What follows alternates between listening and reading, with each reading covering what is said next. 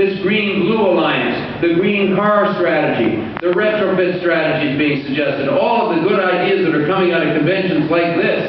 If we began to put those kind of policies in place, we wouldn't then have to go to Copenhagen, hanging our head in shame, and saying that the Canada that the world knew, which was one that cared about the environment, whose people care about the environment, doesn't have a prime minister who doesn't even dare go to Copenhagen because he knows he'll get booed right out of the room, and rightly so.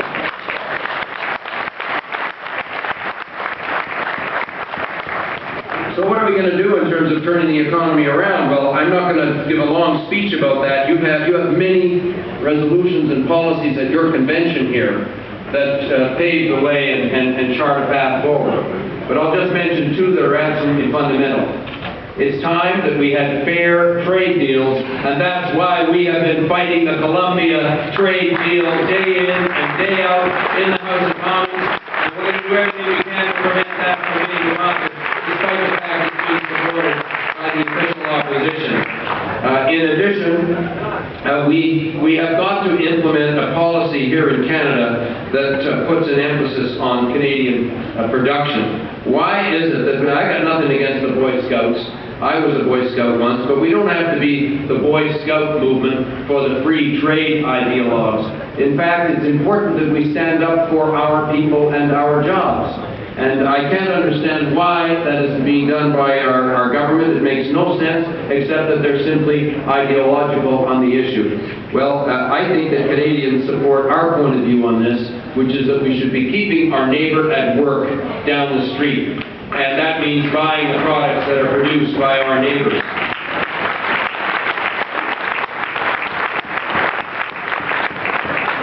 But there's sort of a silent economic killer on the go here.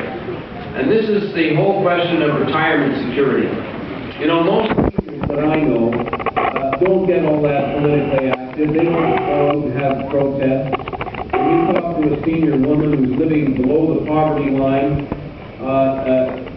what she tells me is, well, it's okay, Jack, we'll get by somehow. But I had a meeting with some people who run the food bank. This one happened to be in Nova Scotia, but I'll bet we could have the same kind of meeting anywhere in this country. And they said the largest group of new people coming into the food bank this past year are seniors.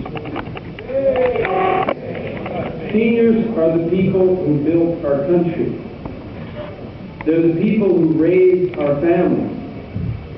They're the people who created the value in the companies that we're talking about today. In many cases, they risk their own health and security. Les aînés, les retraités, eux, ils ont donné soin aux familles. Ils ont créé notre économie. Mais maintenant, les gouvernements laissent ces personnes à leur sort, dans la pauvreté, dans l'insécurité économique. Ce n'est pas juste.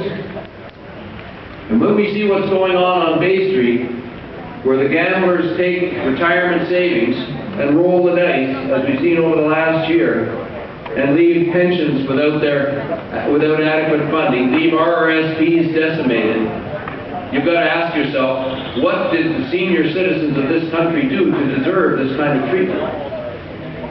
Well, that's why we have government, is to step up to the plate when this sort of thing happens, and put in place the policies that will provide some security for people in their retirement years. And so that's why our party and the labor movement are working to bring this pension issue to the forefront.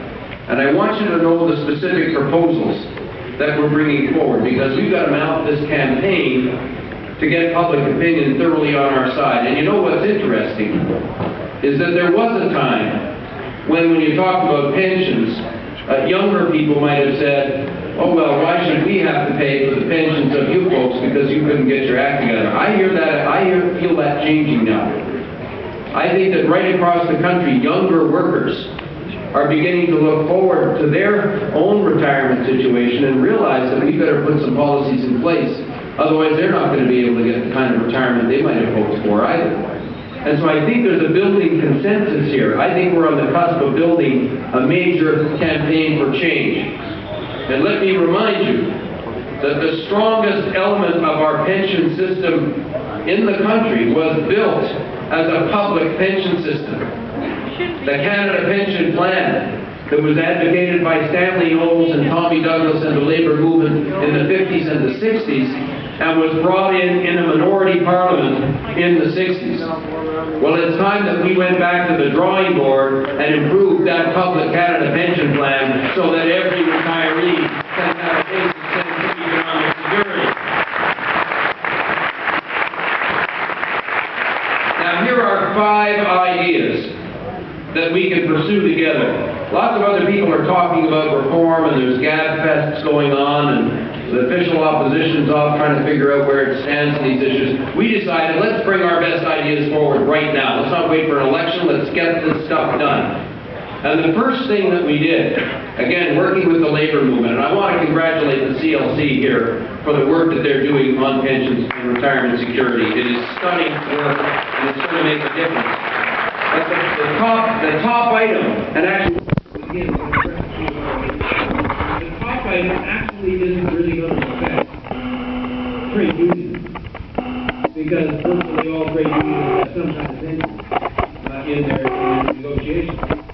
But the first recommendation coming from the Labour movement and OFL is to take the 300,000 people, seniors who live in poverty now, well, and all they've got the GIS and the OAS, and lift them out of poverty immediately. And that can be done. The cost is $700 million. That is half of the new tax cut that's coming in on January 1st for big profitable corporations. We say the banks don't need it, the oil companies don't need it, our senior citizens who are living in poverty do. Cancel the tax cut for the corporations and give support to our seniors now so that no senior has to live in poverty.